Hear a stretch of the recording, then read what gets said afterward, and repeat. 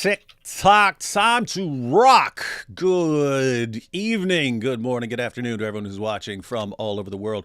Your friendly neighborhood philosopher here, D Wood, and I've got the Apostate Prophet with me, and I'm sure everyone is shocked. Shocked, I say, that we are on time. Everyone has noticed that ever since AP started going to church, he's been more on time. So, just in case everyone isn't familiar with the story, AP grew up in Germany, where he learned to be on time. Then he went to Turkey and was in the Turkish military, which taught him to never be on time because they don't care. And then he lived with that for a while. His background as an atheist did not give him any moral obligation to do anything one way or another. But now that he's going to church, think about how this works. You got to show up to church on time, right? Got to show up to church on time, especially the Orthodox Church, because they'll lash you. They'll lash you if you don't. So you have to be on time for church. But guess what? That teaches you that you have to be on time for other things as well. Everyone got it? Yeah, and that's this is actually very significant. I didn't know that it had anything to do with the church. That I suddenly started being early to things and all that, but then I realized it apparently does. And I mean, I still feel the pain. I mean, you have to see my back. So the lashing that I get when I was late to church once. So this really puts you into a different position. So. They beat the crap out of AP to get him to be on time. But now it's he's wired. He's wired now. Like, I have to be on time for stuff. Especially I say, especially live streams. Powerful. So anyway, guys, I have later on tonight, I have a show with Robert Spencer this week in Jihad. So we're going to be going through the latest in Jihad. But I saw a story early this morning, and then I shared a screenshot of an interesting part of it on Twitter. But it's a BBC article. I think it came out yesterday. Yesterday. All my troubles seem so far away. Hey, there's singing. We have a live stream. Oh yeah. Hey, there's this place called Somalia. You heard of it? I don't think it's a place. It's just something that you call, a trashy place or something, or like I don't know, like a place where you take all the trash. I think that's not what we call trash. Why you always got to be talking about people's countries? Shania and Shino are ex-Muslims from Somalia. Oh, that's an actual country. Yeah. Oh, okay. Yeah, they're from Somalia, and they pointed out Somalia could basically be like a paradise. They have everything they need to be like an awesome place, but there's just always this struggle for power. You've got the local warlords, and they're fighting the jihadis, and this jihadi group is fighting that jihadi group, and they turn it into a massive hellhole. It could be an awesome place, but it's a terrible hellhole.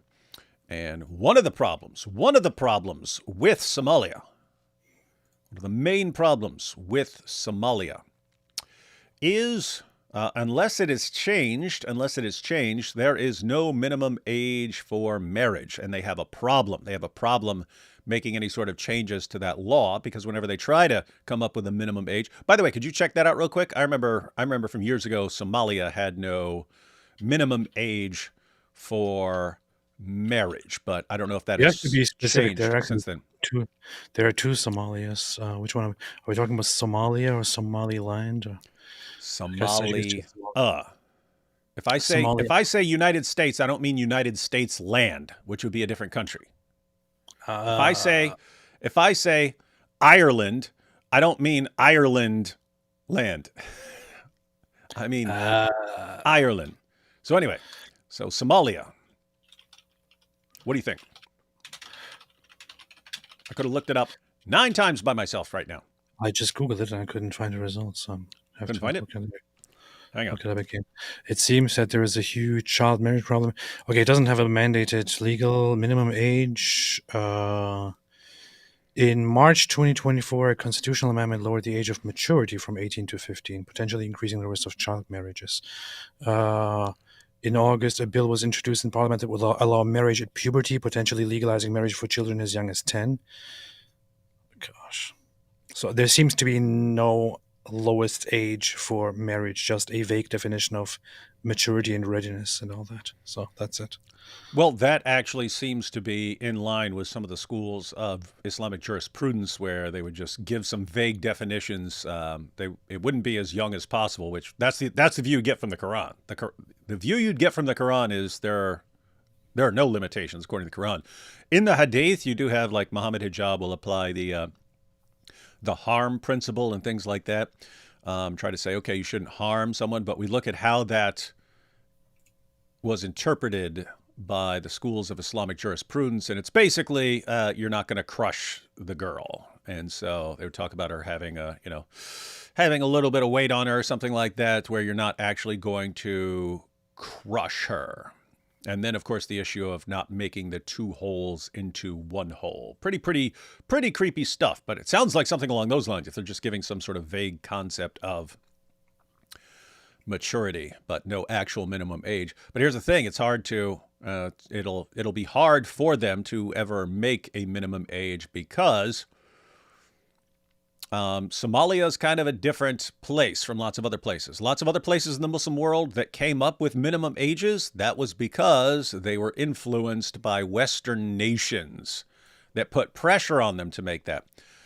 Somalia doesn't give in to pressure from Western nations as quickly as certain other Muslim nations. And therefore, it's going to be the religious leaders who are raising objections without interference from Western nations. And the religious leaders are going to have some different ideas from Western nations about who's ready for marriage and who isn't. Creepy stuff. All right. So, guys, we're going to have a pretty short live stream today because I have to be off before 8 to be on a show with Robert. So we're just going to read an article from the BBC. Read an article from the BBC and then see what's in the Muslim sources that makes certain people think this way.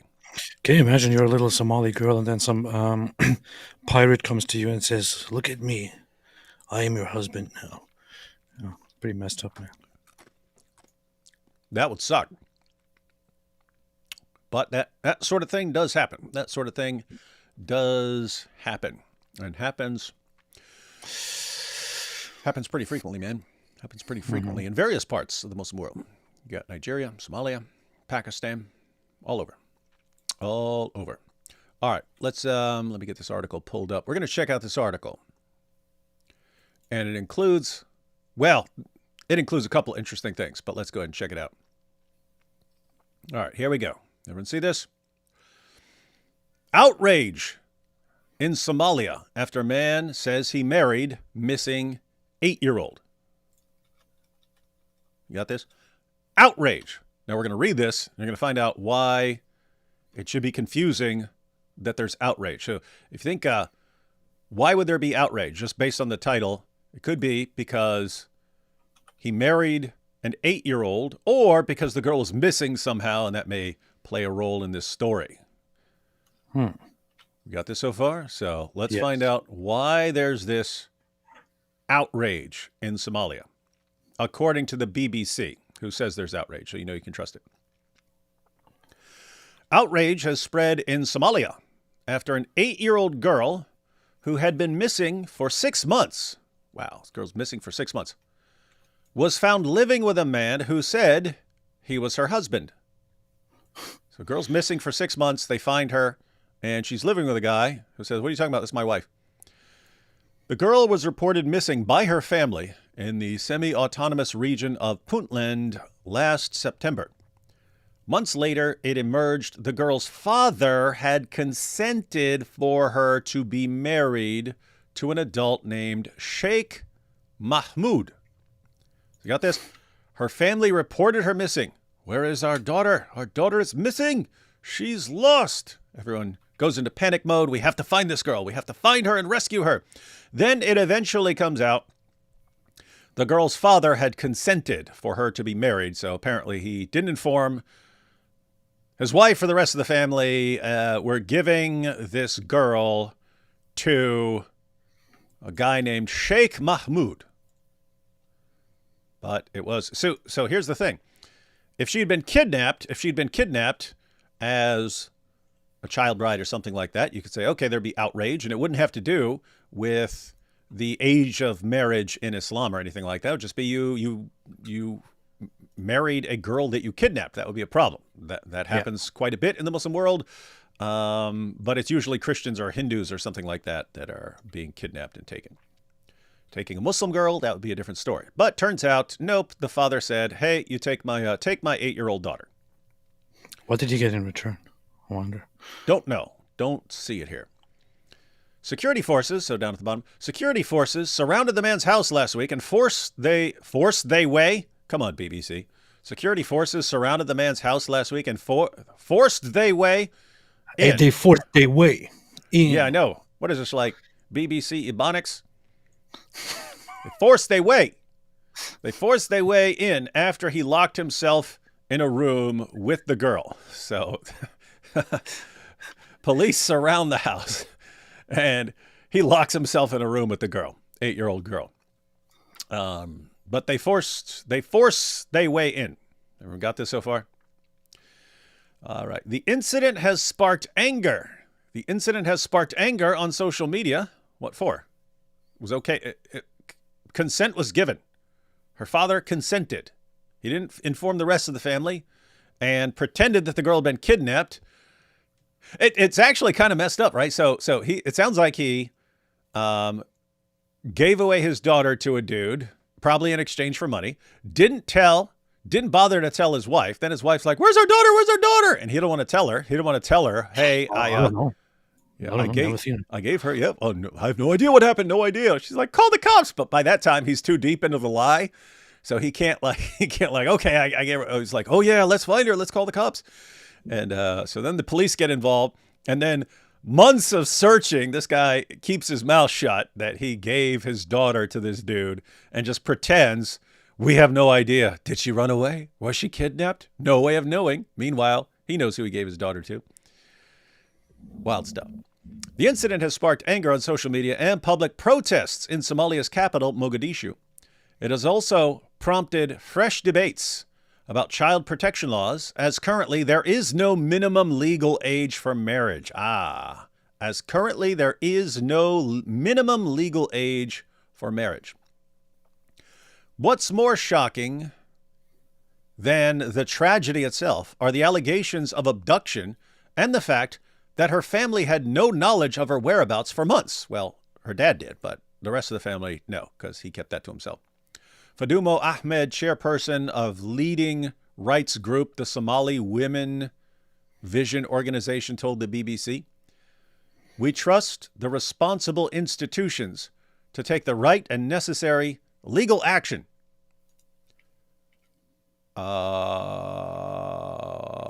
What legal action? Not telling your wife that you gave your daughter away in marriage?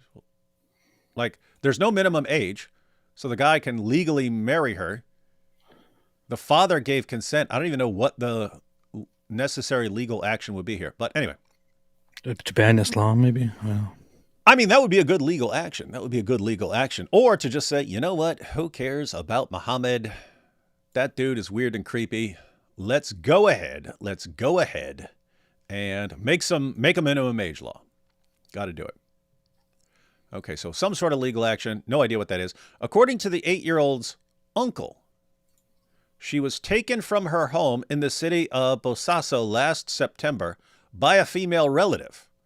This relative said she was escorting the child on a trip to see another uncle. So the father and some unnamed female relative plotted.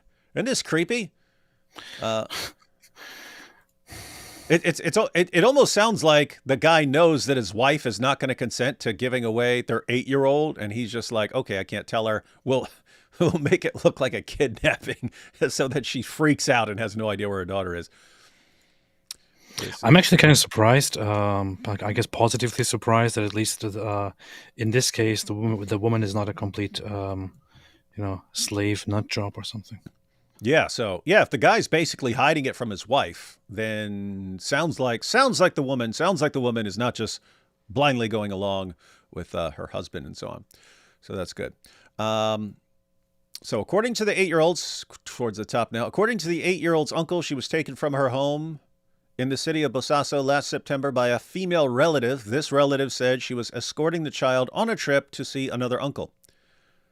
But months later, a video surfaced online showing the girl reciting the Quran. Which verse do you think she was reciting, AP? I'm guessing she was reciting Surah 65, verse 4, which had been taught to her by her husband right when he married her. I think she was reciting Surah 4, verse 34. Yeah, that would work too. That would work too. 434 would work too. Matter of fact, probably those two verses were all she learned of the Quran. So Surah 4, verse 34, that if you rebel against your husband, he could beat you into submission.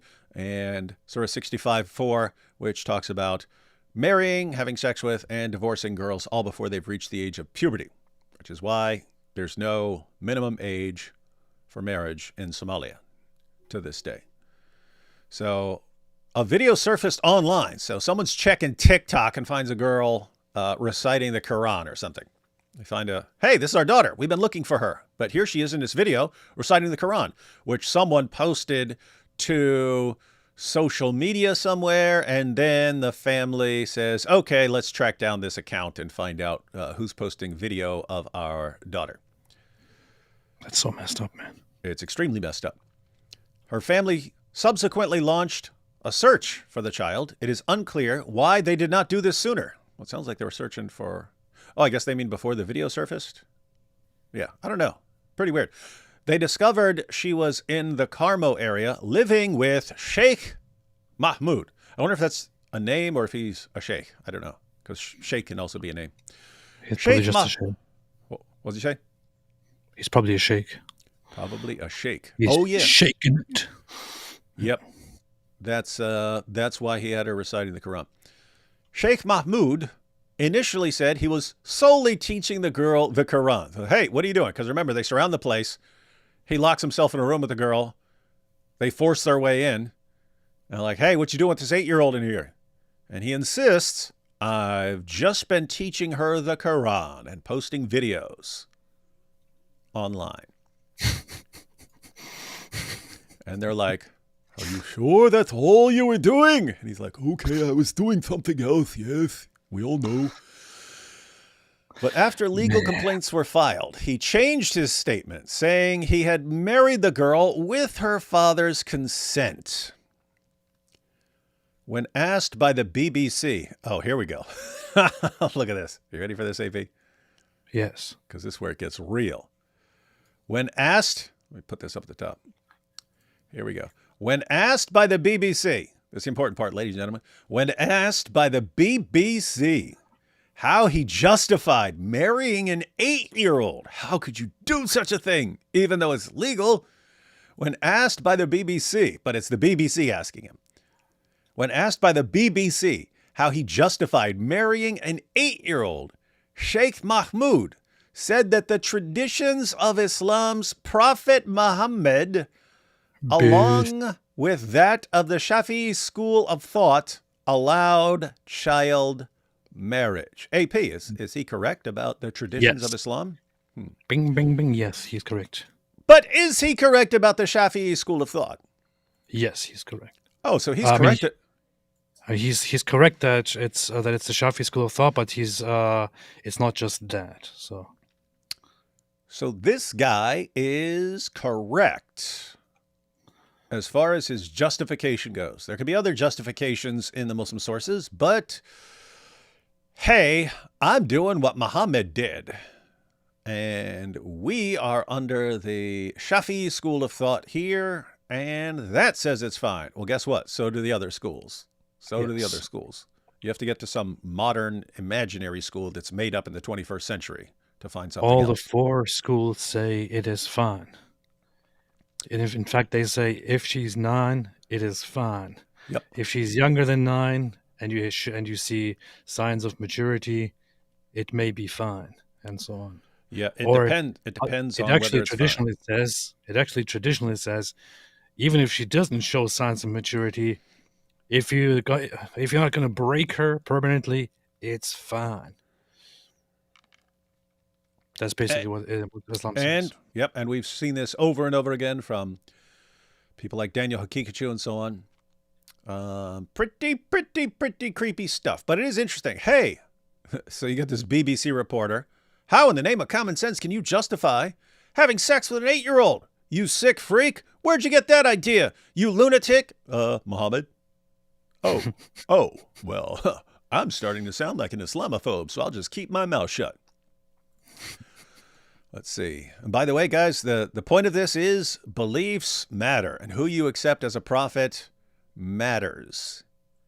This all matters. And we sit there having debates about this.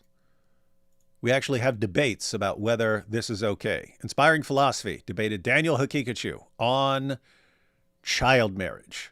I've had a couple of debates on Muhammad and Aisha, but you've got the Dawa guys, and they are the world's leading defenders of child marriage. But the point is this. This is not just some sort of intellectual exercise or some random debate topic. These beliefs have real world consequences. And it's the Muslim leaders and so on who stand in the way of protecting these young girls. Because the idea is, well, if you say, a girl has to be 13 or 15 or 17 or whatever, then you'd basically be not taking Muhammad as your pattern of conduct. When the Quran says Muhammad is your pattern of conduct. Therefore, you just can't do it. You just can't do it. And then you've got in the West all these Dawa guys, and they're all defending it. They're all defending child marriage. And we think, oh, okay, well, it's not like they're actually going to change the law. No, these things have real world implications, and countries can change their laws about these things. So pretty creepy. It's just yet one more situation where we're sitting there arguing against these guys. These guys are calling for it being legal to have sex with 4 and 5-year-olds. Daniel Hakikachu, 4 and 5-year-olds. It's fine, right? 4 and 5-year-olds. We're saying, no, don't do that. And somehow we're the bad guys. We're the bad guys. We're the Islamophobes. We're the bigots for saying, guys, you need to pay attention to what's going on in Islam. You need to pay attention to what's going on in Dawah. You need to pay attention to what's in the Muslim sources. And because we say this, we're the bad guys. Meanwhile, you've got people having sex with little girls. So when asked by the BBC how he justified, how could you do such a thing or think that it's okay? How he justified marrying an 8-year-old. You're sick. You're sick. Sheikh Mahmoud said that the traditions of Islam's Prophet Muhammad, along with that of the Shafi'i school of thought, allowed child marriage. Now, the second I read that, AP, literally the second I was reading that, I was thought, the next paragraph, they're going to have to say that it somehow doesn't have anything to do with Islam. They're going to have to say it somehow, right? So Yeah. You know that. Anytime there's anything that could be interpreted as a criticism of Islam, just wait for the next paragraph, ladies and gentlemen. That's all you have to do. I don't even want to see. I just want to stop the stream right here. Yeah, we should just cut the stream right here and leave it on, I can't say it's a positive note because it's extremely messed up and evil, but it's a positive note in reporting that they're actually like asking the guy where you got this idea. And then, contrary to almost everything we've ever seen from the BBC, they actually give the answer that the guy gave. Hey, this is part of my religion. This is part of my religion. And it's because of Muhammad. It's because of Muhammad and my school of jurisprudence. By the way, they probably only tossed in the school of jurisprudence just so people will get the impression that, other schools might have different ideas. Not, they all have the exact same idea.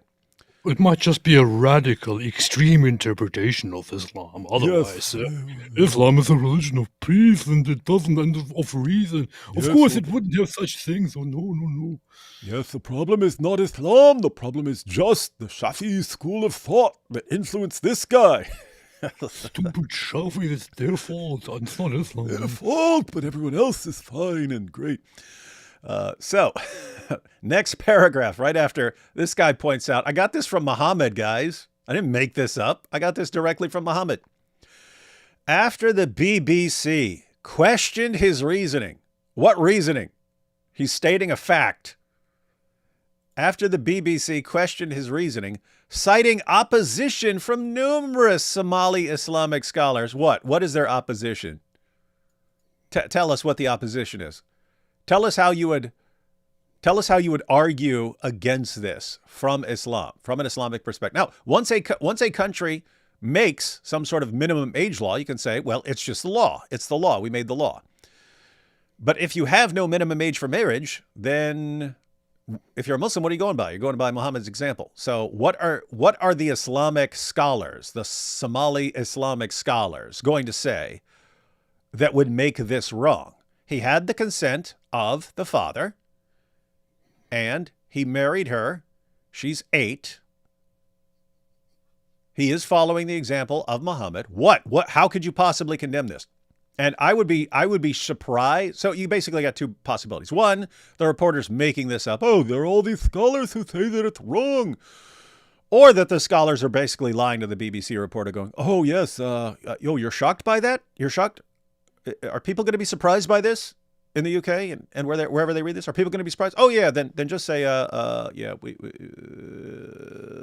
condemn it. Yeah, it's not part of Islam. Just say something like that. Okay, I'll report that. What's funny here is that the BBC apparently is here trying to argue from Islam to argue with this guy against the child. I wonder if this even happened. Yeah. I wonder if that conversation even took place. Yeah. Like, it's like they are trying to appeal to Islam to say, oh, but numerous Islamic scholars like A, B, C, D, E, F, and G all say that this is not allowed. So why would you do this?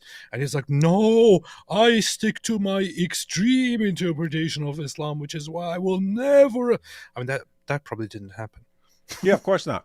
Especially when it says citing opposition from numerous Somali Islamic scholars. You don't name any of them. But somehow the reporter went to all these scholars. And I just went from scholar to scholar to scholar. And I was like, what's going on with this child marriage? And scholar after scholar after scholar, numerous scholars. They all said, no, this has nothing to do with Islam. He's just an extremist.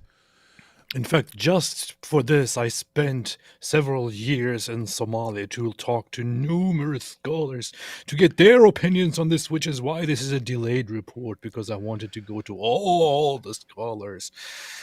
Yes, this story actually took place in 1942. I've been working on this story since then, going until I interviewed every scholar in all of Somalia. And every last one of them said, no, this is not allowed. No, Aisha was 18 or 25 or 147. Yes, actually, she was 81, not 18. They got the number wrong. They reversed it. They dropped a 0. She wasn't 9. She was 90. So, yeah, guys, anyone believe this guy went to numerous Somali Islamic scholars and got the answer? I don't. AP doesn't. So, but anyway, if he did go to any scholars, they lied to him because they're like, oh, he's a reporter for the BBC. Let's make something up. Sheikh Mahmoud maintained that he would not abandon the marriage. So after the BBC questioned his reasoning, the BBC's questioning, we at the BBC question your reasoning here, even though your reasoning is airtight from an Islamic perspective. Muhammad did it. It's okay. Citing opposition from numerous Somali Islamic scholars, Sheikh Mahmoud maintained that he would not abandon the marriage. I'm not doing it. I will not abandon my wife. Not for you, not for anybody. Allah says it's okay. I love her. We love each other. We will never leave each other. You want to get between us? We will not allow this. We're like Romeo and Juliet over here. I didn't ask her, but I think that's how she feels too. Okay. Sheikh Mahmoud, wherefore art thou, Sheikh Mahmoud? The general idea here is that you should keep your children away from somebody named Sheikh Mahmoud. Yes. If someone named Sheikh Mahmoud wants to teach your daughter the Quran, do not let him do that. Yep. Because that ain't all he's going to be shaking. Puntland's, what's wrong with you, man? Nothing. Puntland's police and human rights authorities intervened on March 25th. Oh, so this is very recently. Intervened on March 25th, removing the girl from the man's home after her family filed a complaint. So the dad was okay with it, and then some unspecified female relative, but once mom and everyone else finds out about it, uncles, all that, they're like, nope. Not happening. Even though it's completely justified by Islam, we are actually better people than our religion commands us to be. And therefore, we just know you don't do that to an 8-year-old girl. Give us a girl back. Now, it's going to be a problem if there was a dowry and so on. So you're going to have to give that back by taking the daughter back. Hope the dad didn't spend all that money. Removing the girl from the man's home after her family filed a complaint. The girl is now back with her family. Well, that's good. Puntland's police force told the BBC. Additionally, she's back with the family? She shouldn't be back with the family, man. She should be taken somewhere else. Well, I mean, apart from her dad and that other female relative, the rest of her family sounds pretty cool. They're like, no, bring her back. But the dad consent. I don't care. Get her back now. I don't trust the family. I don't trust the rest of the family either. Matter of fact, I mean, if the dad had to keep it secret from the rest of the family may actually be okay. Stop having a bad opinion of people just because they're Somali, AP. I don't trust the rest of the family. That's there is something sketchy going on here. I mean, seriously, it could be a situation where guy paid for her and stuff like this. They spent the money and they're like, hey, I bet we can get her back. We'll just complain to the police. Yeah. So it could be something shady like that. I have to say, kind of looks like the dad and a female relative conspired to get rid of her and then covered it up because they know that like the mom would not approve or something like that. Anyway, the girl is now back with her family. Puntland's police force told the BBC. The BBC. Chat BBC. Additionally, an investigation into the case has been launched. Government officials have said child marriage remains prevalent in Somalia. You think? Huh. Interesting. Where they got that idea? Huh. According to a report published in 2020 by the United Nations Population Fund and the Somali government, 35% of women aged between 20 and 24 in the country were married before the age of 18. In 2017, this figure stood at 45%. The rate of child marriage is driven by various factors, including poverty, insecurity. Yeah. You give the correct answer as I'm going through these again. The rate of child marriage is driven by various factors, including Islam, poverty, Islam, insecurity, Islam, and traditional customs, Islam, that often disregard a girl's age in wedding arrangements. Islam. Can we think of a religion that disregards a girl's age in wedding arrangements? Islam. Yeah, that's out. Yeah, you win. You got the correct answer. You see? In an attempt to tackle the issue, Somalia's Ministry of Women and Human Rights submitted a draft child rights bill to Parliament in 2023. That's good. See, they're making progress, ladies and gentlemen. Oh, there's a however. Dang it. Why did there have to be a however? However, the proposal was sent back after MPs objected to certain provisions. I wonder on what basis they objected to those provisions. Any theory? Islam. Okay. Yeah, that's probably the correct answer. The bill is expected to be reintroduced, but there is no clear timeline for this. So, in an attempt to tackle this issue, Somalia's Ministry of Women and Human Rights submitted a draft child rights bill. So you're looking at this going, women and human rights. We're talking about little girls. We're not even talking about women. Make it little girls and human rights. Anyway, they tried to draft a bill. It was sent back after objections. And they don't say why, but guess what? It's the exact same objections we have from the guy who married the girl. We know what that is. Right there in the middle of the page. When asked by the Bay say how he justified marrying an 8-year-old girl, Sheikh Mahmoud said that the traditions of Islam's Prophet Muhammad, along with that of the Shafi'i school of thought, allowed child marriage. When the human rights bill went before the government, what were the objections? They don't say, but we know exactly what it is. We know exactly what the objections would be. The objections would be, hey, you can't make a law against this because the traditions of Islam's Prophet Muhammad, along with that of the Shafi'i school of thought and any of the other schools of thought, allow child marriage. Mystery solved. Yeah, so Islam. The funny thing is that the name Mahmoud here. Funny.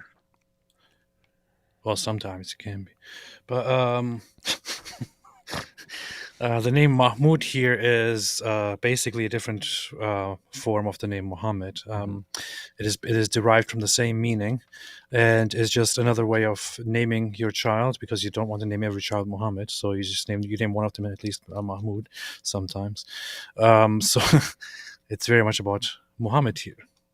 This guy is another Muhammad right here.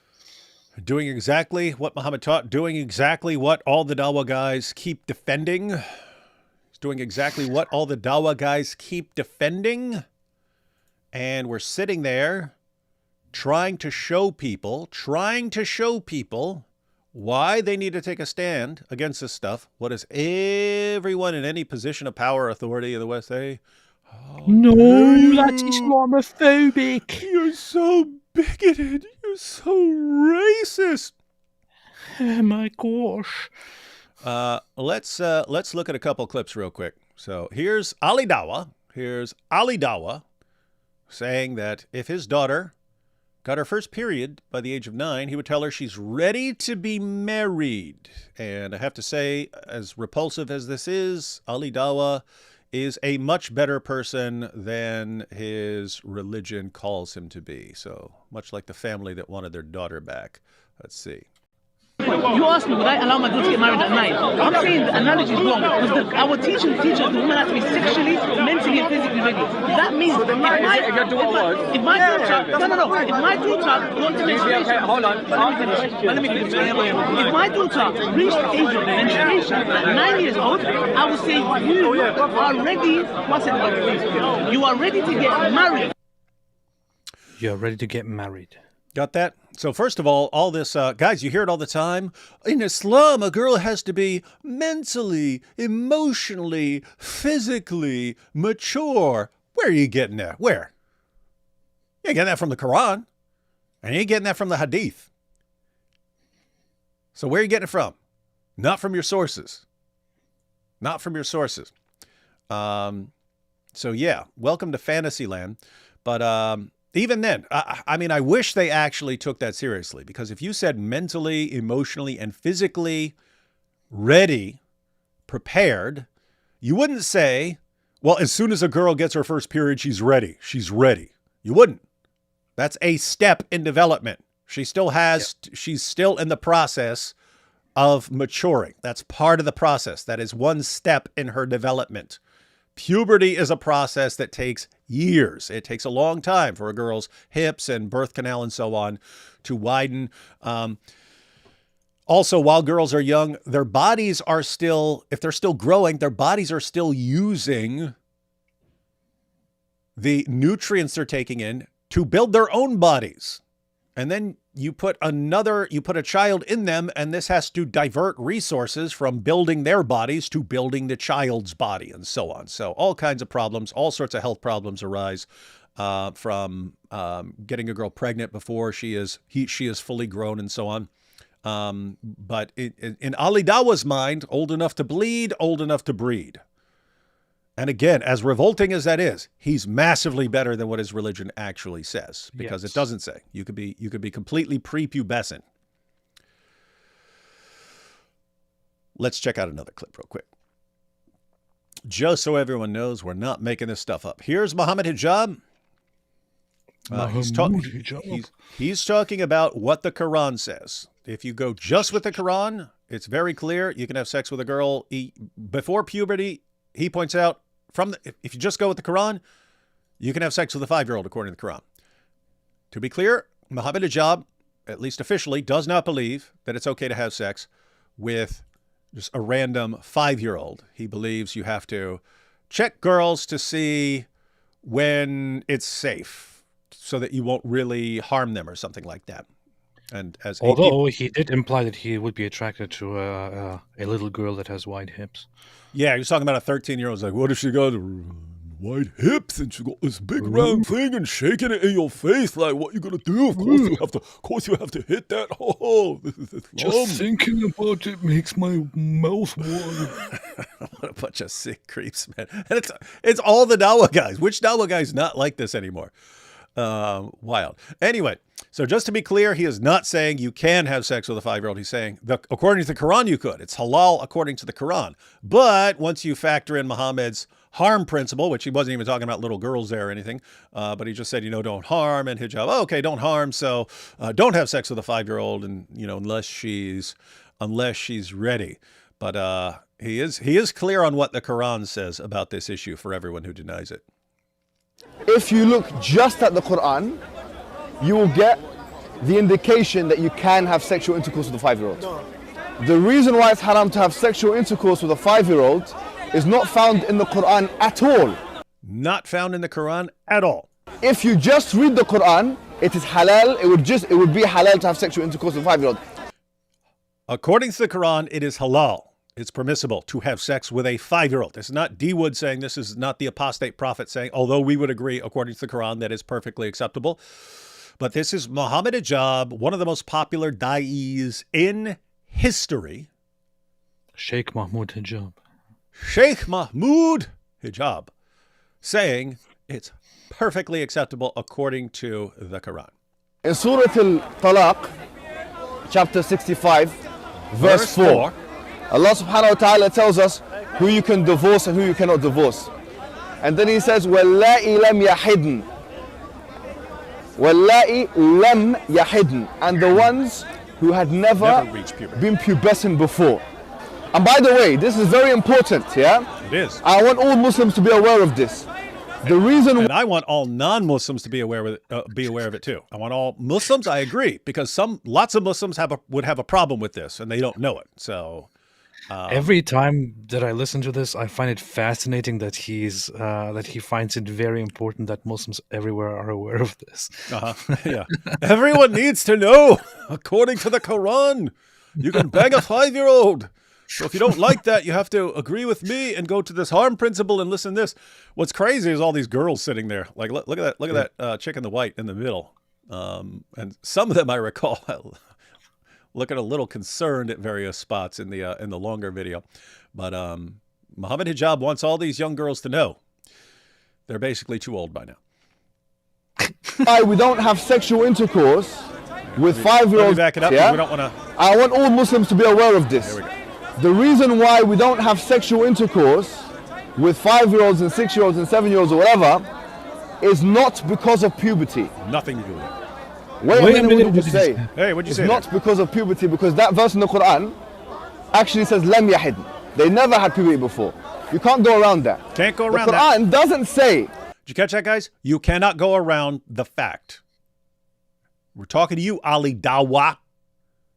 You can't go around the fact that the Quran allows sex with prepubescent girls. You can't go around that. If you want to apply some other principle from the Hadith and so on, that's fine. You cannot get around the fact that the Quran allows sex with prepubescent girls. That's what he said.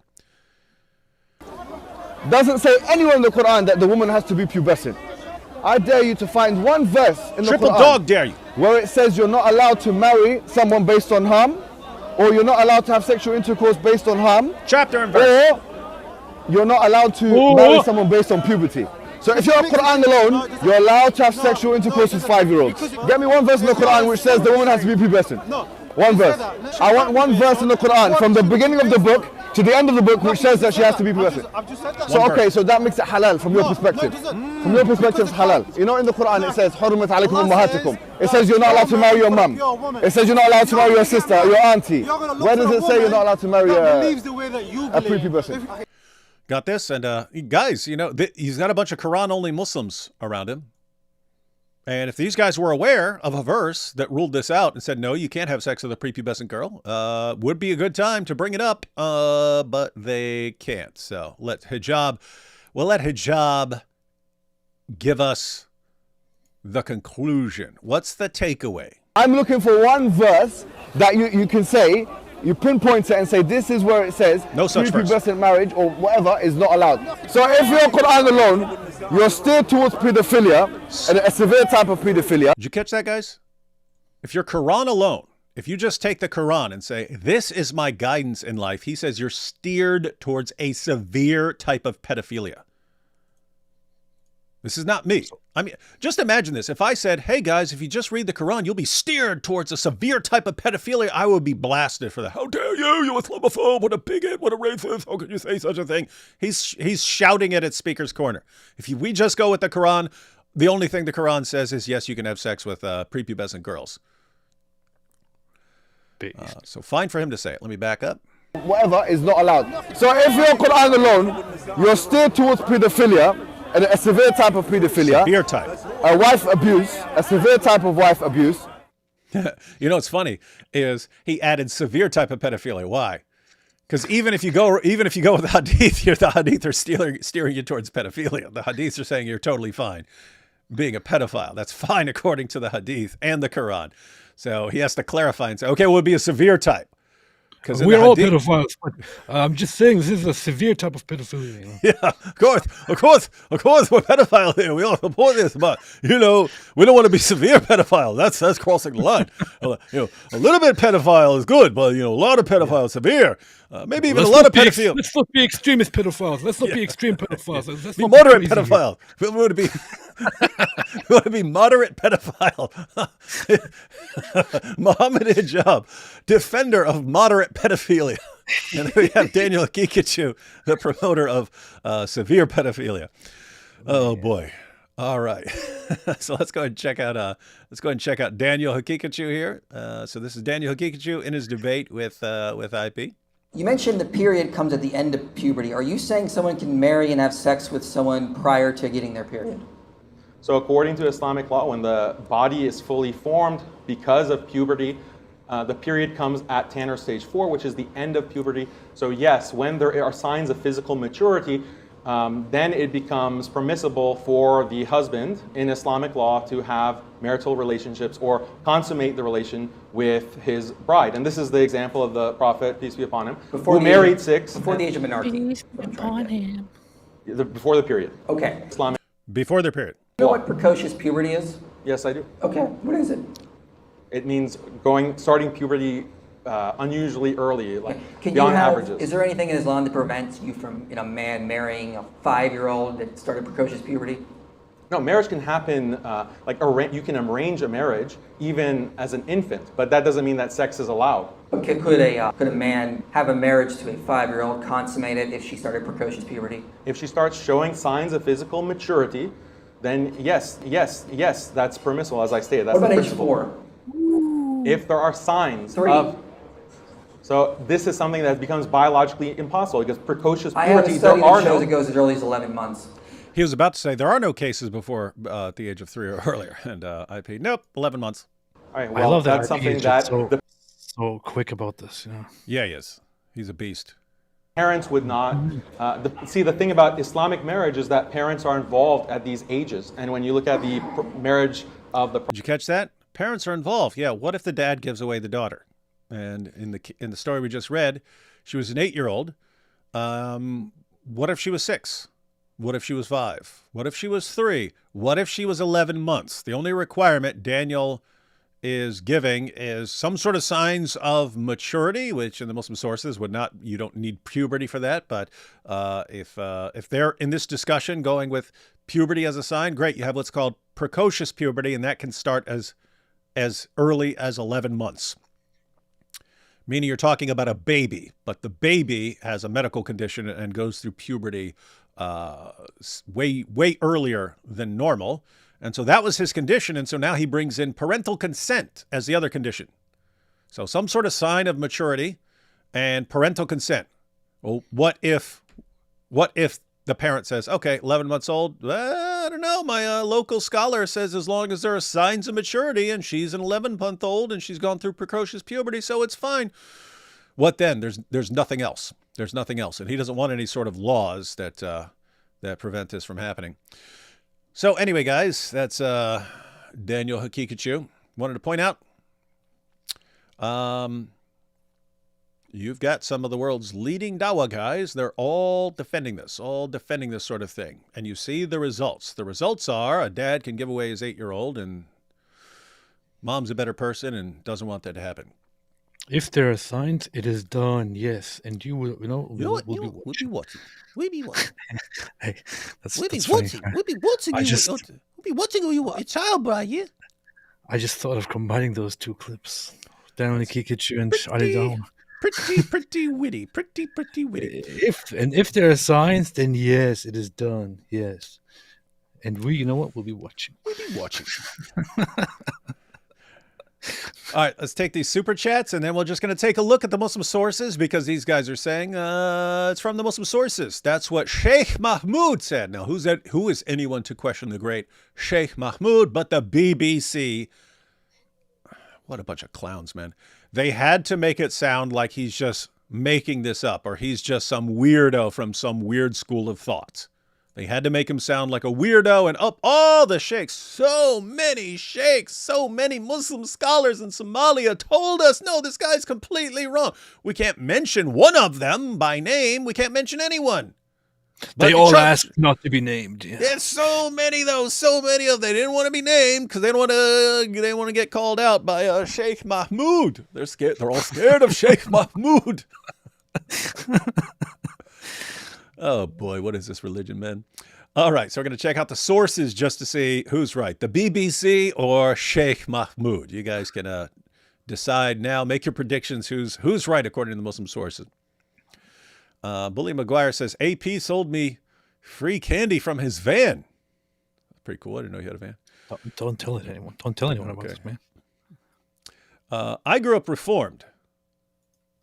I'm rethinking some things. I was always told God doesn't speak to us except through the Bible. I don't know if I agree anymore. Thoughts? To be fair, I'm not Reformed, but to be fair, their problem, a Reformed guy's objection would not necessarily be to God speaking to someone. It would be giving some sort of new revelation, in the sense, some new message about, for humanity or something like that. I think, at least I was told that by a Reform guy. I don't know if that's standard Reform, because I was asking about various things and so on.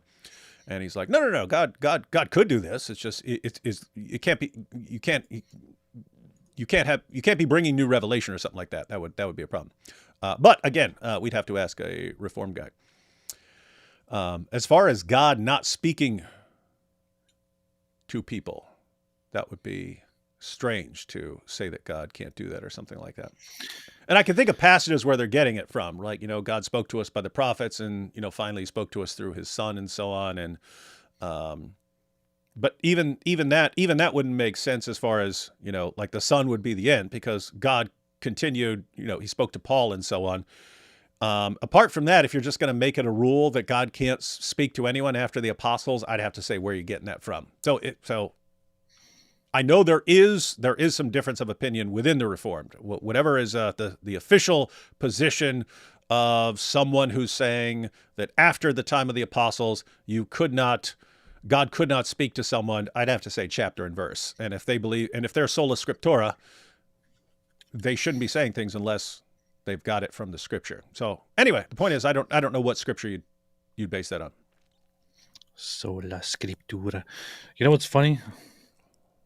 Child marriage, according to AP, even though we don't agree. What? Yeah. Oh, no, totally unrelated, but you just mentioned You mentioned something, explaining something, and what's very funny is I don't know if you remember this, but when people ask me about things that are difficult to me in Christianity, or difficult about God, for example, or when some people brought up things like the Trinity as a problem, I said here and there that I never considered the Trinity a problem. My problem is rather with the atonement, or with Jesus coming and with God descending and taking human flesh and sacrificing himself for us and so on. The whole concept, the whole idea of that, I always said this is one of those things that like I don't understand why that would be considered necessary and so on. And I received lots of answers to that throughout the years, but it's actually when I went to church for the second time or so, or for the third time, I approached the priest about having thoughts and having doubts and having waiting to be convinced that something is true and so on, which is why he decided to meet up with me somewhere with a monk that he trusts a lot, and they basically sat down and said, so what are some things that are on your mind? And I brought up that. I said, well, one of the things that over the years didn't really make sense to me and that I had questions about was the whole atonement issue, which why did God choose to make it like this, to send down himself or to send down his son to be sacrificed, to atone for our sins and so on. Like, why is this necessary for redemption? Isn't this all a little bit, whatever, unnecessary? And there actually I was given this speech, and I'm just pointing this out right now. I'm not going to sit here and explain it actually, but I'm just going to point out right now that it was actually very, very, very changing and transforming that I sat down and listened to those guys give me a very, very nice explanation of it, of how God is absolutely not doing it because that's what he has to do. This is not something that has to happen. It is simply done that way to give you guidance in your life and to also basically display the beauty and the love of God as the most high being descends and becomes so low on your own level and sacrifices himself and fights death and so on. I don't know. Not sure why I'm bringing this up right now, but this comes to my mind right now. I feel like this is something that I want to talk about more often sometime in the future, maybe with somebody who can explain this nicely. Maybe I should invite my priest or that monk and say, hey, come sit here with me, and I want to talk to you in front of a camera. I don't know if they would do that. And they will be humiliated. Anyway. Yeah. Hey, look at this. We got this nonsense over here again. Grim Zeal says, in Jeremiah, it speaks about a prophet. That's not how you spell prophet. Named Passer. And also, God deceived Jeremiah. I think Jeremiah 20. And then he gives a reference. Dude, you need to stop embarrassing yourself with this nonsense you get from some stupid Dawa page. I'm gonna give you what's going on in Jeremiah. You can check it yourself. So, if you want, as far as God deceived me. Yeah, start in chapter 4, verses 9 to 11. That's where you have Jeremiah saying in verse 10. Then I said, alas, sovereign Lord, how completely you have deceived this people in Jerusalem, saying you will have peace when the sword is at our throats. Look at that. I said, this is Jeremiah, alas, sovereign Lord, how completely you have deceived this people and Jerusalem. So you got Muslims, they'll realize, it says God deceived the people. No. It says Jeremiah said, you've deceived us by saying we're going to have peace when an army's coming against us. Then what happens? God explains to them, I didn't tell you were going to have peace. I didn't say you that. You guys made that up. You guys are the ones that made up the rule that no matter what happens, no matter how much you rebel, I'm just going to bless you and protect you from all harm. That is not what I said. That is not what I said at all. Go back. It's in the law. If you rebel against me, I will treat you the same way I treated the pagan nations. He corrects him. He's going, what? We've heard that you're going to protect us no matter what. And then Jeremiah thinks that he's going to protect Jeremiah no matter what. And Jeremiah is getting horribly abused all over the place. He becomes like a miniature version of Israel, thinking God's going to protect him. And then he gets horribly abused and so on. He goes, oh, you deceived me into thinking this. And then it's, what are you talking about? I didn't say that prophets aren't going to suffer. So, dude, you need to be a little careful by saying, oh, it says right here, deceived, and not actually paying attention to anything that's actually going on in the book. Hope that helps. If it doesn't, then I don't think you are sincere at all. Hope that answers the question. Brother makes a good point. Hearts from Asa, thank you. Carmen James, no comments. Hey, AP, there is a saint in the Orthodox Church. No, there's not. Who might interest you. Alexander Schmorell. How many times have you talked about Alexander Schmorell, man? How are you trying to inform people on that? He was a member of the White Rose. Oh my goodness, really? The White Rose? With Hans and Sophie Scholl and Christoph Probst and Alexander Schmorell? This is all brand new. No, we don't mean to be mean, but yeah, we've been talking about that. Yeah, it's a very, very based saint. I actually shared his story on Twitter a few weeks ago. Then I deleted it because I stopped just posting about stuff like that for a while.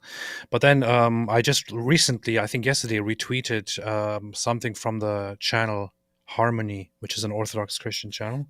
They make like short films, videos, really good stuff. And I think they're currently making a series, which they will later turn into a whole standalone video or film about Alexander Schmorell and his fight against the Nazis. I think they also decided to do this because of the whole recent developments of people trying to mix Nazi stuff into Christian stuff. So they, as Orthodox Christians, came out to show somebody like Alexander Schmorell how he was a brave fighter who also even explicitly in his letters, in his leaflets to the public, said things like that Hitler spreads venom with his mouth. When he speaks of peace, he means war. When he speaks of God, he means the devil, and so on. Very, very, very, like, people with very, very much courage. Yeah. I actually ordered an icon of his that I'm supposed to receive that I wanted to display and just tell people about. Yeah, and guys, those people, Hans Scholl, Sophie Scholl, and so on, the people who did they were basically printing leaflets calling for resistance against the German rulers. And they eventually got caught with distributing the leaflets and so on. They were all executed. Mm-hmm. And anyway, cool stuff. Way back in German, we had to read the White Rose in German. And so, yep, cool stuff. Matter of fact, you know what? You know what'd be cool? The leaflets were brilliant. If you read them, they were brilliant because they're basically the members of the White Rose. They're basically a mixture of medical students and philosophy students. They're all really, really smart. A bunch of medical students and philosophy students, and calling for resistance against the German leaders, and very, very, very powerful leaflets that they spread around. I've never been able to find like auctioning off one of the original leaflets. Like you get pictures of them and so on, and you could get the text of them very, very easily anywhere online. But an actual leaflet, like I don't know if there's still like people got them hanging on their walls and so on, or if there's just not a lot survived. I don't know. Maybe they're in museums. Speaking of it, you can find the leaflets online, the whole texts of them. You can even order it. I thought just a few days ago of just getting all of them to read and to post about. We should do a show where we go through them. We just read through these leaflets, because guess what, guys? A lot of those points would still be relevant today. resisting evil governments doing evil things. Yes. Just wanted to point out that the guy who raised the objection about Jeremiah, he said, "Thank you, David Wood. Love you guys so much. God bless." So yeah, that was not a troll trying to start trouble. Apparently, that was a guy who heard it and was concerned about the issue. It's what's very, very interesting about the whole White Rose thing as well is that so most of the leaflets of the White Rose talk in general about oppression and evil and deception by the Nazis and so on, but especially the second leaflet goes into Jews, into the whole question on Jews, and it basically says we don't want to sit here and address and talk about the so-called Jewish question, but we have to address the fact that since the war began, over 300,000 Jews have been brutally murdered, and so on. So, and there is no way to justify this. They are humans, and so on. So it's like just in the second leaflet, they started defending the Jews and calling out the genocide against them being committed by the Nazis. So here you have directly a revered Christian people, a saint, other saints of different denominations, of different traditions, coming together and defending the Jews from the genocide in written form, publishing this to all German people with urgency very, very early on. And I don't know, these people they had courage, man. They had courage, and they were taken and they were brutally killed. Mm-hmm. And another one who was brutally killed was here. I have her. This is Maria of Paris. Her icons, so Saint Maria of Paris, it says love to the end and without exception. She was another Christian who was a nun, who actually had a place where she accepted homeless people and helped them. And during the Second World War, she started receiving a bunch of Jews, giving them fake baptismal certificates and saying, no, this is a Christian. You can't take him, and so on. Oh, yeah. So I took a picture of her on from the museum. I took a picture of her, but yeah, it wasn't that. It was a photograph of her. But yeah. I could post that too. She was sent to a gas chamber, actually. Yeah, and I mentioned once before my wife always loved the story of Sophie on her way to be executed. She's walking and someone hands her a piece of candy as she's walking, and she goes, "Oh, thank you. I haven't eaten yet." And then she eats the candy as she's walking to be executed. But she was apparently pretty based and so on. Just ooh, candy. They executed them with the guillotine. That's pretty messed up too. Yeah. Probably pretty messy too. A little messy. And I liked this. I liked a couple things about Hans. There was back when they had the H. Jungen, you know what I mean? Yeah. So he was in the youth group for the Germans and so on, and it was like Boy Scouts. By the way, it's brilliant. The guy understood. The guy with a little mustache understood. Get the kids on your side. If you get the kids, and the parents send the kids to what amounted to the Boy Scouts, but completely for indoctrination purposes. Then you send the kids home, and you've got a spy in everyone's house. You've got spies in everyone's house. Anyway, you had Hans Scholl, and he was the leader of his group, of the Jungen, and they kind of made their own flag, and they took a vow. They vowed that they would defend their flag, but the other leaders came along. The real guys came along, and look, you can't have your own flag. We only have one flag here. And the guy told the kid, there was a kid. They had a young kid holding it. And they told the young kid, hand over that flag. But the kid they'd all taken an oath that they would defend their flag. So the kid didn't know what to do. So he's just standing there. And basically the flag started shaking, right? Because the kid's trembling. The guy's in his face. Going, hand that flag over. Hand that flag over. I gotta hand that flag over, right? And so Hans basically jumped out and just slapped the crap out of the dude for scaring the kid and stuff like that. Anyway, he got in all kinds of trouble for that. And then the other cool thing about Hans, apart from the whole white rose, was after they got found out that once the Germans found out that they were found out who's distributing these leaflets, they know everyone there. They said no one could have ever in a trillion years caught Hans. If he had an opportunity to run, they said you would have never in a million years caught this guy. He was like a champion mountain climber and stuff like this. He knew all the trails. They said he could have gone right over to any mountain and you would have never seen that guy again. He would have appeared in some other country. But he didn't. He didn't run. He decided to stay with all the rest of them and stuff rather than run. So anyway, cool people. We do need to go through those one time, so that those would be cool reminders. Matter of fact, we should do like a series where we go through. I think there were like 6. I think there were like 6 of the leaflets. We should just do like a week where we go through like one per day and like examine it really carefully and discuss it and stuff, because those are cool people writing cool stuff. Yes. And they were all kinds of different Christians. I mean, they were Orthodox, Catholic, Protestant, and so on. Allah, my pet mouse, sends his or her squeaks. We always love the squeaks of Allah the mouse. Think they know the way? Who? What is this? Think they know the way? Yes, they do. What that means? I think that was a reference to the typo that they. If she's 4, you can score. From Daniel Apologetics. Daniel's funny. Guys, everyone check out Daniel Apologetics channel. Makes good stuff. If she's 4, you can score. If she's 9, it's fine. We should come up with rhymes for every age for the Dawa guys. Who would win in a Turkish boxing match, AP or Bald Bull? Who the heck is Bald Bull? That's from Mike Tyson's Punch-Out, man. That is way before your time. Oh. But yeah, Bald Bull. Bald Bull's a beast, guys. Come on. Bald Bull's one of the greatest fighters in the world. Powerful.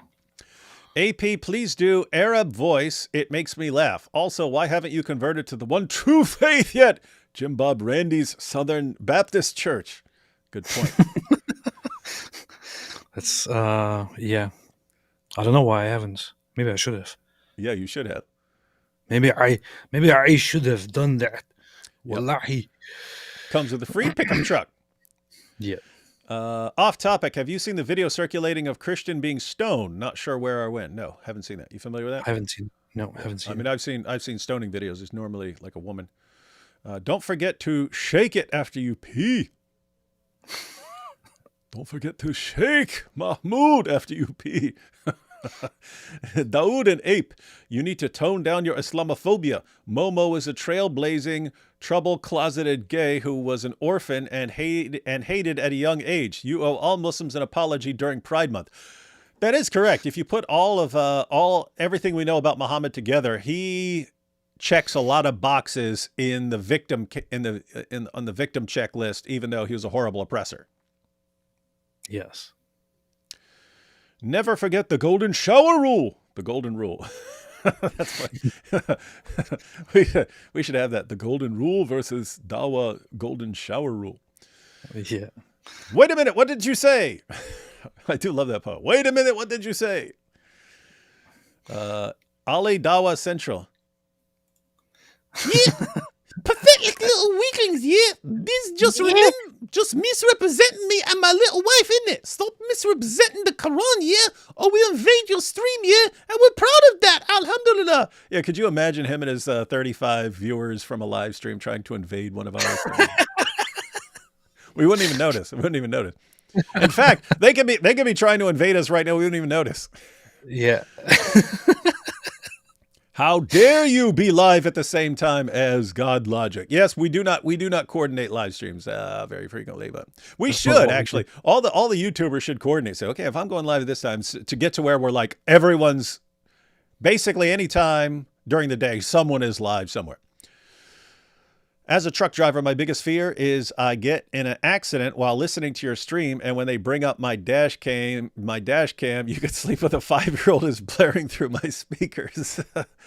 You get it? He's watching us, and then he crashes, and then they show up, and he's got, it's okay to have sex with the 5-year-old yet. That's going on.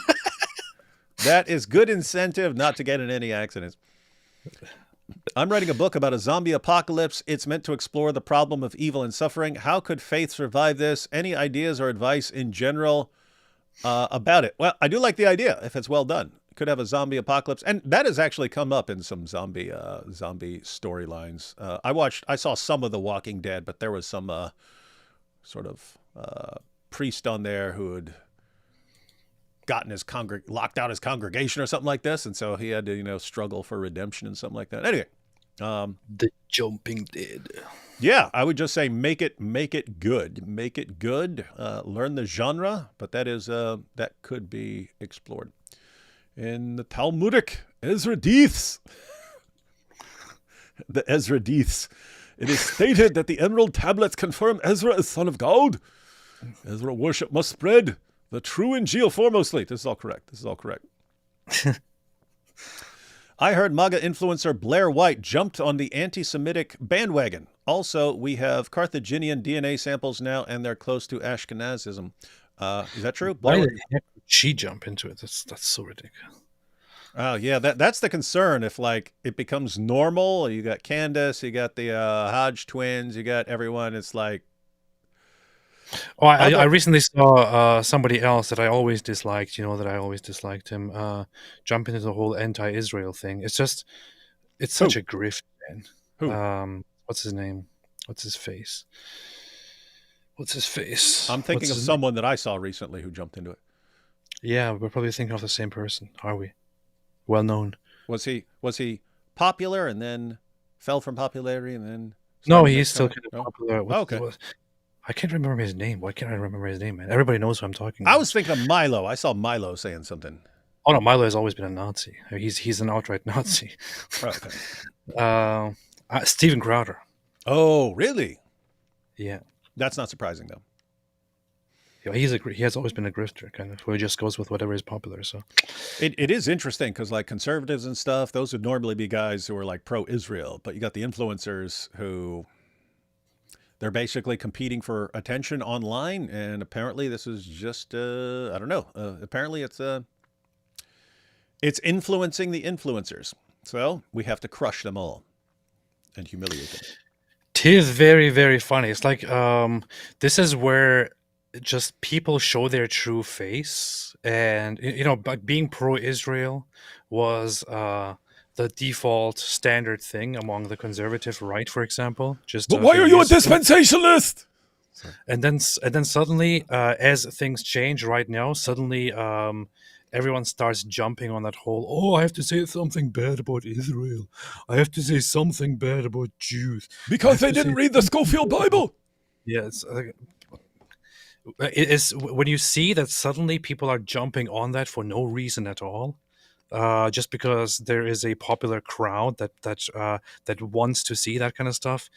It just puts the entire credibility of these people into doubt, and yeah, it just is quite obvious that these people just want to appeal to whatever is popular at the moment. They don't really have principles. They just want to go with whatever is popular, which is what will make them popular and what will make them money. That's basically it. Yeah, and a matter of fact, I see all the time. I see people posting, "I miss the old Candace," and then they'll post a video of her from like 4 years ago where she's saying the exact opposite of what she's saying now. And just this ongoing thing. But yeah, guys, people want attention. And a sad reality is if you're on social media and so on and posting content, you are seeking attention. That is true. But don't let your trying to get attention make you compromise. That's why me and AP, you could saw our heads off. We're not changing our views. Unless it's like from Islam to atheism to agnosticism to Christianity, something like that. Then people can keep changing their views over and over again. But there's other things that won't change. I don't know if this is it, but Blair White shared an obvious stupid bait thing where she shared those screenshots of the of the 3 things that people present from the JFK files and said, call me a Nazi, but I'm starting to think Israel had something to do with it. Look at this, it's clear. Like the things that people have presented so far are actually so one document where somebody says we now have plenty of money, we have Jews as backers or something like that, and this is just a lead or something that the CIA picked up at some point, but then didn't further find anything on it, so they just stored it as among their files. That's it. That's all it is. That's literally all it is. Somebody says something and they store it. That's it. Another thing is Israel helps the CIA with their investigations after the event, right after the assassination, especially with international investigations, with trying to track down Soviet, spies or people who travel through Israel to Soviet areas and so on. Israel helps them out with intelligence. In return, the CIA classifies their partnership with Israel and says these files may be declassified except for the highlighted part, and then they highlight Israel because the CIA doesn't want everyone to know that Israel helped them, receive information about different countries. So, but these idiots, they look at the file and they say, "Wait a minute, why did they highlight Israel and say this shouldn't be declassified? Does this mean Israel killed JFK?" It's so ridiculous, man. This is basically what she also did. Yeah, well, what's funny is if there weren't one single mention of Israel or any Jew anywhere in there, they would say, "You see, this is the proof that the Jews were controlling everything and keeping their names out of it." And if you have a couple of references, "You see, this is the proof." And if you had a ton, it would be, "You see, this is the proof." It doesn't matter what the actual evidence is. Somehow the Jews are always behind it. Yeah, and if they're not mentioned anywhere, it's because they're that brilliant to keep their names out of it. If they are mentioned, it's That's the funny thing. There are 60,000 pages, and Israel is mentioned on 4 of those. And they're like, "Oh, this proves that it's Israel." Mm-hmm. And not even mentioned in a negative light. Michael says here, "I think AP may have misunderstood something Crowder said. He's actually not anti-Jewish. He's just against AIPAC and outlawing speech, even if it's retarded speech." Here's the thing. I would also have a problem with an organization shutting down speech and so on. But you have to see what are they actually calling against. If they're actually calling, "Hey, you need to do something about all these kids screaming death to then blocking people and stuff like that." Okay, there are lines. There are lines. Well, here's the thing: a person who for many years didn't say anything at all suddenly has something to say when it becomes popular. About the pro-Israel lobby, for example. Where were you all these years? Why didn't you say anything about it all these? Suddenly you say it right now when everybody's talking about it. Right after Candace Owens blazes the trail. Yeah, it's because it's a popular thing to talk about it. Yeah. It's also so ridiculous because if you're against lobbying and if you're against foreign lobbying, it's one thing. But if among all of the lobbying and foreign lobbying, you pick out one certain lobby and speak against that, just like if you're among all the countries that do things, you pick out one country and only speak about that one, I think you have a bigger problem here, man. Mm-hmm. Favorite maid here says, "BBC is a joke, absolute clown reporting." Yeah, and again, it's just report what the guy says. You don't have to put your 2 cents in it and deceive people. It's what they always do. Anytime it's about Islam, they have to toss in some deception. Just one quick one here. We've been through this a trillion times, but "Hey, Daoud, I had troubles with this verse for a long time. Deuteronomy 13, 6 through 10. And the explanation of 'we aren't bound by the Old Testament laws' doesn't soothe it. Please help." Well, 1, that is not a command to you. 2, look at who that is actually a command to. That's a command to a group of people who were just led out of Egypt through the Red Sea, which had parted, led through the desert by a pillar of cloud and a pillar of fire, raining down food from heaven, bringing water out of a rock, going through all this land, saying, "Hey, do you want to enter into this covenant? If you are entering into this covenant is tied to this piece of land. If you don't want to be in the covenant, the border is that way. If you're entering into this covenant, then here you are." And what does this say? If someone who is familiar with all of this, because they all were, says, "You know what? Instead of listening to that pillar of cloud that guided us through all this and performed all these miracles and part of the Red Sea and brought us in here, let's all," it's not even saying you just reject it or you just be quiet or something like that. It's saying you are going around in the country openly rebelling, saying, "Let's all go in a different direction and serve these other gods."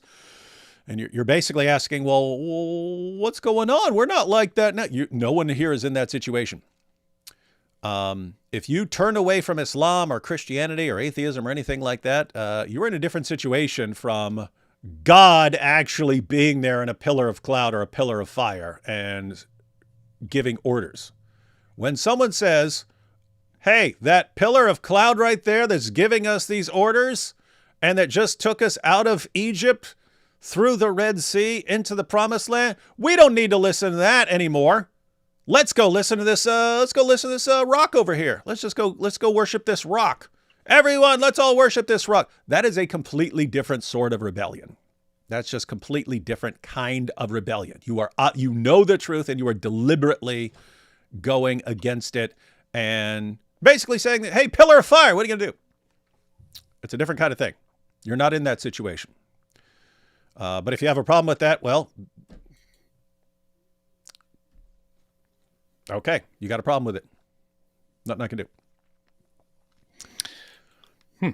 Well, Yeah, okay. So some people say that he actually wasn't bad and he actually defended certain things about AIPAC and all that. So, Crowder? I might be wrong about Crowder. Okay, I well, haven't quit really falsely accusing Crowder. I haven't seen what he actually said in his entire show. I only saw what he posted on Twitter and what his account posted in the aftermath of the JFK files, which was just massively liked by the Nazis and all that.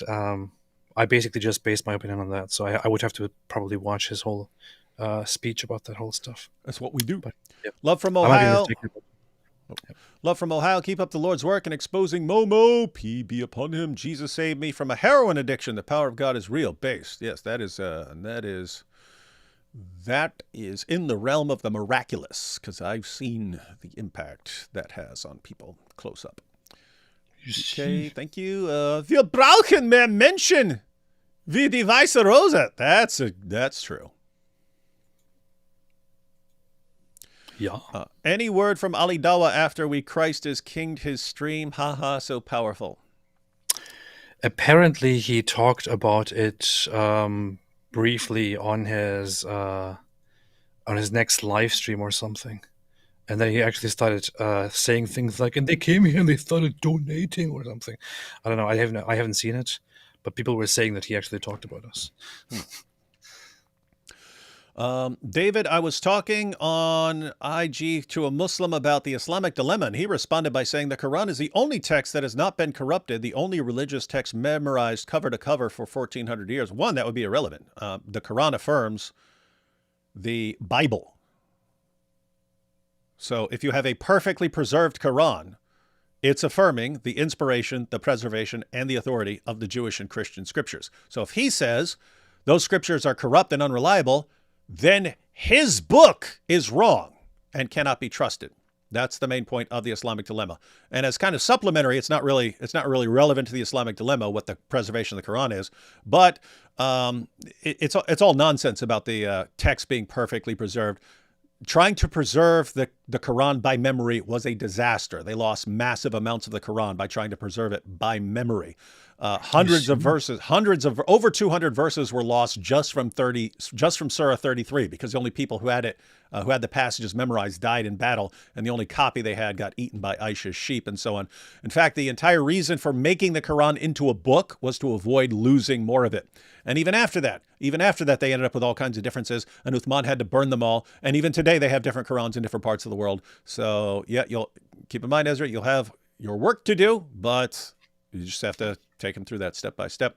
And we have a follow-up. He was claiming also that Paul contradicts Jesus and that the previous scriptures are corrupted. You're basically saying that he says normal things that Dawa guys say. Yeah, we know what Muslims say. You have to show them that what they're saying, because of what they've been taught by their Dawa guys, actually contradicts their own religion. In fact, the early generations of Muslims, they thought Paul was as good as gold, because they actually believed the Quran. The Quran said that Allah was protecting the true followers of Jesus until they became uppermost. Well, guess what? The people who became uppermost were fans of Paul, and therefore he wouldn't have become uppermost. Paul's teachings wouldn't have become uppermost in part of the scriptures unless he were on the side of Allah. So just have to study the stuff and share it. Thank you for your work. Is it possible to invite you, Ridvan, for a debate in Switzerland? David is welcome too, but I don't think you speak German. And I would be happy to. I probably wouldn't be allowed in Switzerland. They keep making these ETA rules and so on, and then not granting me one because I'm too controversial or because I've got a criminal record, whatever they're deciding. You're too country. I would be happy to go to Switzerland to do that. Yeah, just has to be just worth it, and yeah. You should You know? prepare an awesome speech about Islam in the style of the most famous German speaker of all time, and then go around all the German-speaking world giving that speech and rallying people. That's funny. You think I'm actually supposed to have a debate soon. I just agreed to it, but I'm supposed to have a debate at the end of April. Oh, that's this month, right? At the end of this month with Andrew Wilson somewhere in person at some university or so. You will be humiliated. Beast. But I don't think you speak German. Oh, really? Then how do I know? Und der Haifisch mit der Zähne und sie trägt im Gesicht. Huh? I know that. You think young Muslims are about 40% going away from Islam? A lot of Muslims I know drink beer and go to clubs, but don't eat pork. Lol. Yeah, these guys will be partying and going to the clubs and being, but I don't eat pork, so I'm good. I mean, it kind of shows that it's like a fake religion, not because they're, dietary restrictions or something, but Islam just says, here, we'll give you a couple of like pointless little tasks that don't do anything, but make you feel like you're super like, oh, you just gorged yourself twice a day with food for an entire month. See how holy you are. Have you seen Texas made Pakistan Day? Tree reported it. I saw something about Pakistan Day, and then they got turned down. But Epic City got turned down or something like that. But I haven't followed it, so I'm not sure. Yeah, invading your stream in 3, 2, 1, talk beer. Yep, it happened. Guys, a bit of cash, but much love. God bless you. Thank you. Thank you. Here's a very funny fellow here, Keine Ahnung, with a German name, saying, "Oh, who did Jesus call the children of the devil?" I just want to ask you a very, very, very funny question here, Keine Ahnung. Was Nicodemus also a child of the devil? Was he also evil? Was his father the devil? What do you think about that? What about all the others? What about St. Paul himself? Was he also, was his father the devil as well? And what exactly does Jesus say when he describes those people that he talks to, the Pharisees, who fight him and who want to, gang up on him and have him killed, when he refers to them as the children of the devil? Is it because they're Jews? Is it because they're of the Jewish race? Yes, is it because they follow the Jewish traditions? Is that why? Because in the very same book, he also tells the other Jews around him to do what the Pharisees say, but just not to do what they do. So that would mean that he is actually telling the other Jews there to follow the teachings of the Pharisees. But you are here telling us that he was basically calling all Jews the children of the devil, or something like that. It's because you have no understanding of what you're reading. Instead of asking dumb questions here, you should maybe go and pick up a study Bible or something, or you should go and ask somebody who knows. So wait, is Keine Ahnung just over here whining about Jews? Is that what he's doing? Yeah. Oh, okay. Then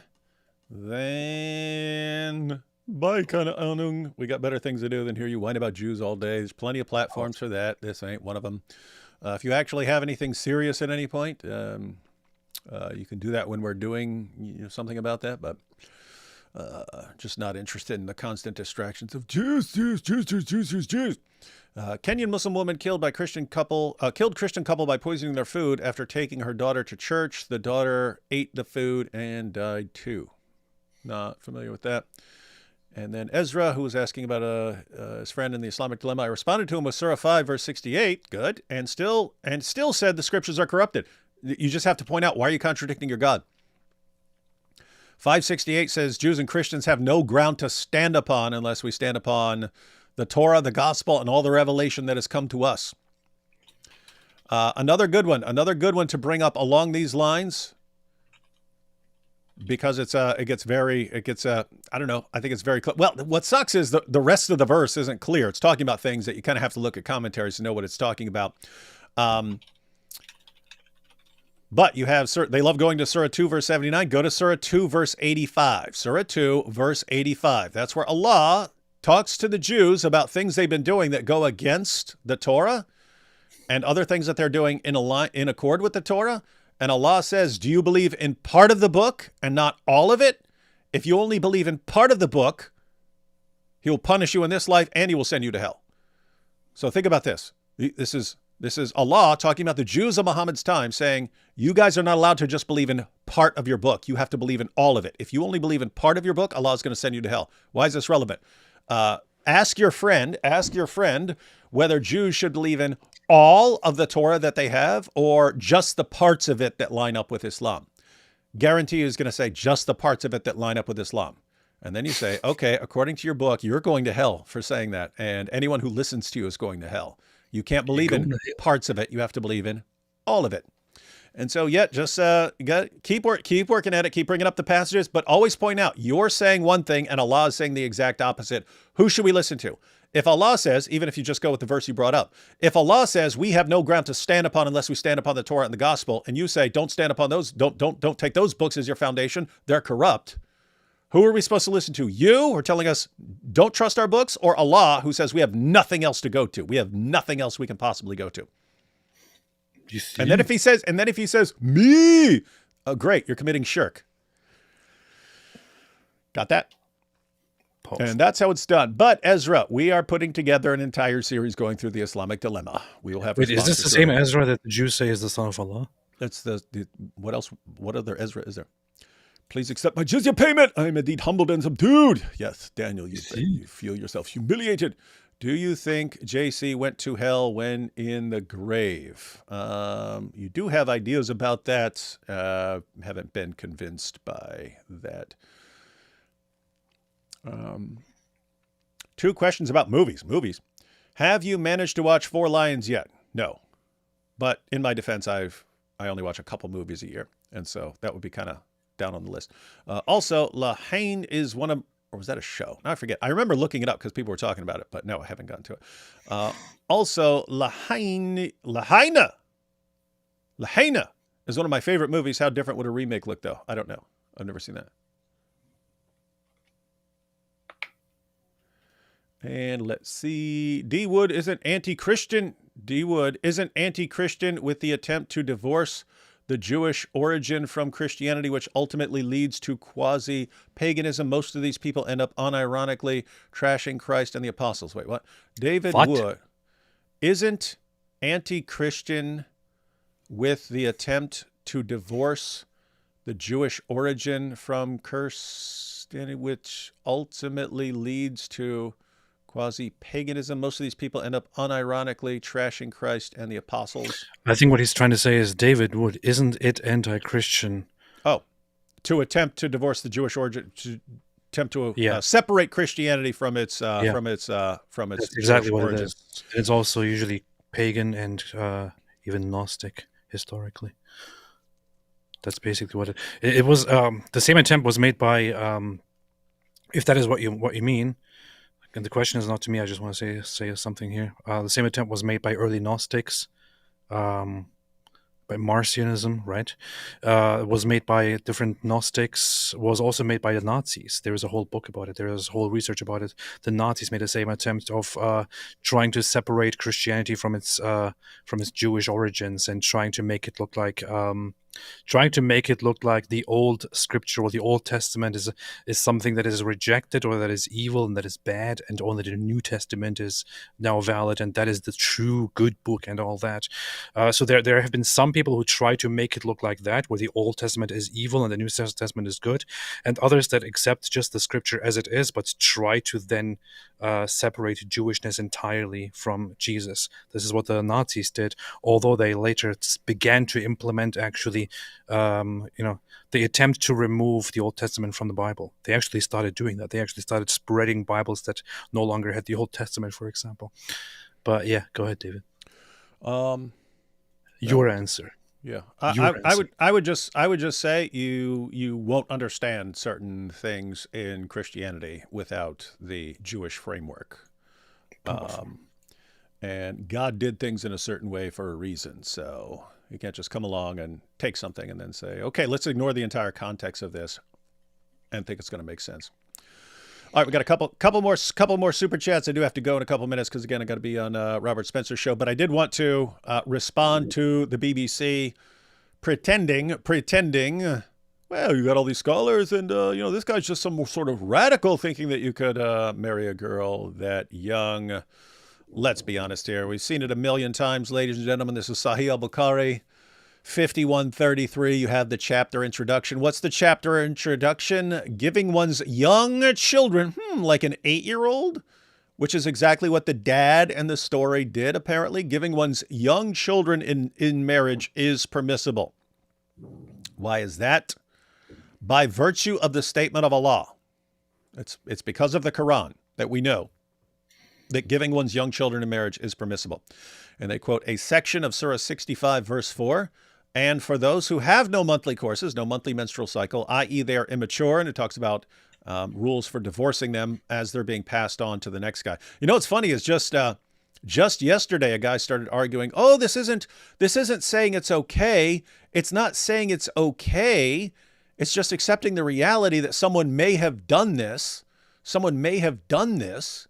And therefore, it's talking about how you would divorce a girl. So it's not saying it's okay to marry a prepubescent girl. It's just accepting the reality that some people may have done it. And so how would you go about divorcing her? The iddah, which is the waiting period before the next guy can marry her, is what the verse is about. It's about how long the girl has to wait before the next guy has sex with her. And it says she has to wait 3 months. The iddah for the girl before puberty is 3 months. It says it right there on the page, right? Because that's what the Quran says.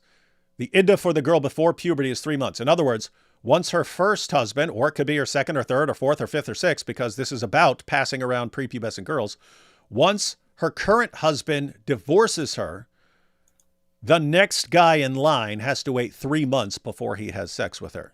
So don't tell me this is just accepting a sad reality of something that might happen. This is talking about how long she has to wait before the next guy has sex with her. And then as the example of marrying a young girl, we have narrated Aisha that the Prophet wrote the marriage contract with her when she was 6 years old, and he consummated his marriage when she was 9 years old, and then she remained with him for 9 years, i.e. till his death. Guys, these hadiths are all over the place. There are over 200 of them giving the age of Aisha. So, the BBC is once again whitewashing Islam. That's what they do. Sadly.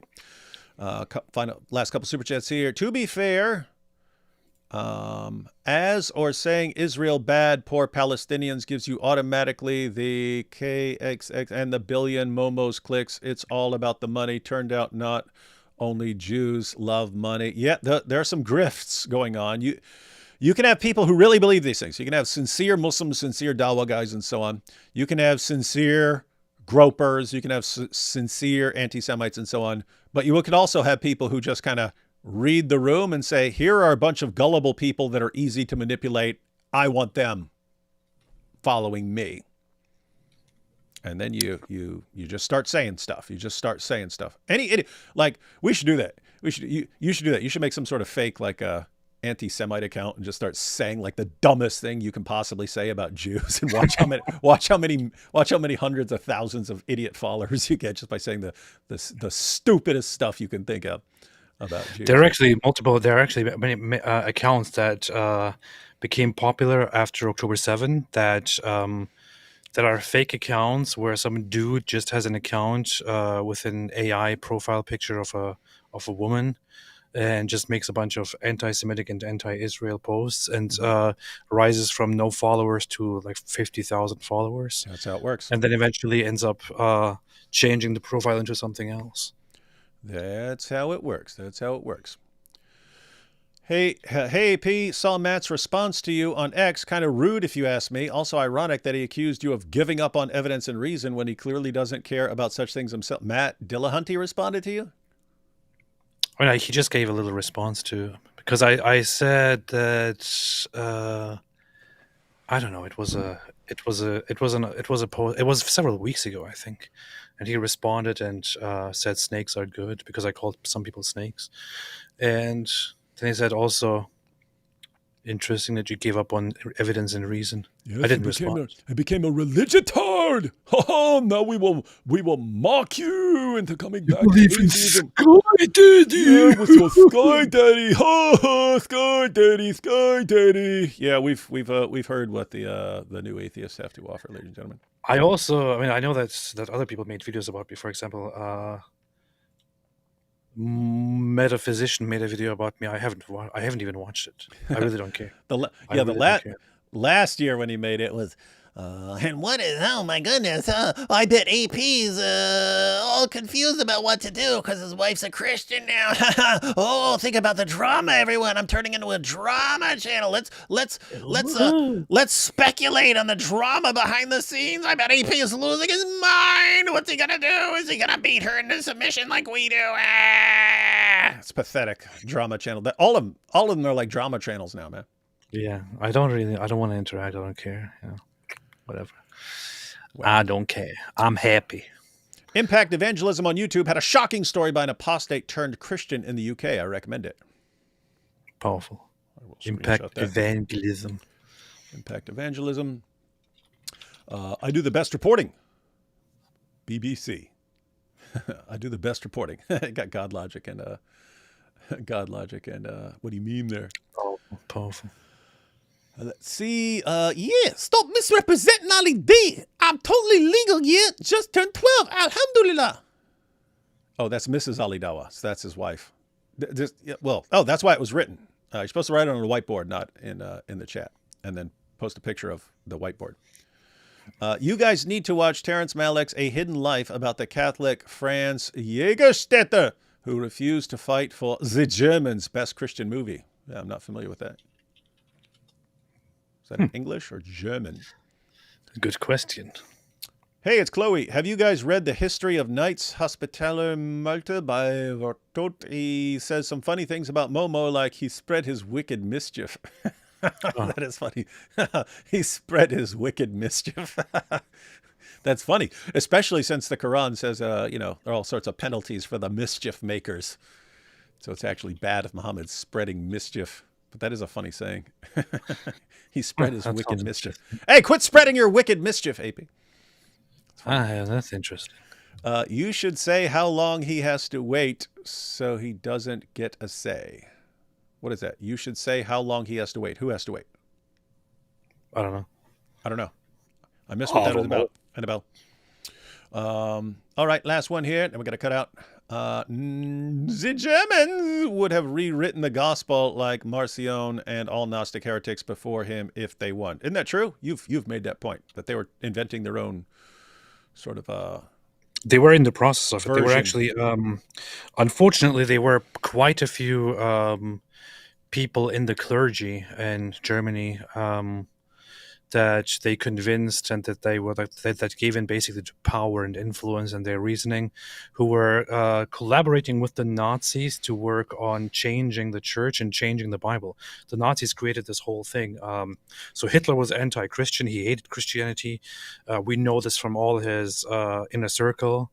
All of them reported it, that he publicly said he's acting on behalf of God. He publicly identified as Christian, but privately he hates Christianity, and he wants to get rid of it. But the plan was to get rid of it and to change it into a different religion by calling it positive Christianity or German Christianity. Smart. Which would basically separate the first off the Jewishness, secondly almost the entire story of Jesus from Christianity, and turn him into something else. Turn Jesus into a heroic character that didn't suffer and die for your sins, but that was like heroic and that was like really showing it to the Jews and so on. And so that he's a strong figure. Not some guy who faces down death itself, lays down his life for everyone else. No, we need a real hero. Yeah. So they started printing and spreading a new Bible that would exclude the Old Testament and have and the New Testament rewritten with a strict reinterpretation and so on. They were really working on that, and the actual plan, according to Goebbels, was that after the war is over, they wanted to tackle all the churches and crack down on them and bring all of it under the control of the Nazi empire, where Hitler would be basically the head of the church, or somebody that he appoints would be the head of the church, and it will be a new Christian religion that's anti-Christian, basically. Pretty messed up. There you have it. Talmudic Tunnel says AP never really believed in Dawkins. You see? AP didn't leave Dawkins. Dawkins left AP. age can be 6 because Quran does fix. I think you need to work on it a little bit, but I like the idea. And then Chloe says, Vertot, 18th century, Muhammad, the most crafty and dangerous imposter that had ever appeared in Asia. That for some reason, with all our learning and knowledge, people centuries ago were just better with sick burns, man. Mm-hmm. They're just better. They just had sick burns. Pretty cool. All right, everyone, I have to get going. I will be live on Robert Spencer's channel in 8 minutes. 8 minutes. For some dope stuff, and then I will be traveling for a couple days. I'll be speaking somewhere, and then I will be back. Hang on one last second. When talking about the Idda, you said, how long should she wait? The girl doesn't have a choice. That's true. This is just talking about when can the next guy jump on her. You gotta wait 3 months. Gotta wait 3 months instead of 3 monthly menstrual cycles for girls who have reached puberty. All right, everyone. I will see you in a few minutes if you're still joining us there. And other than that, we'll see you in a couple days. Catch y'all next time.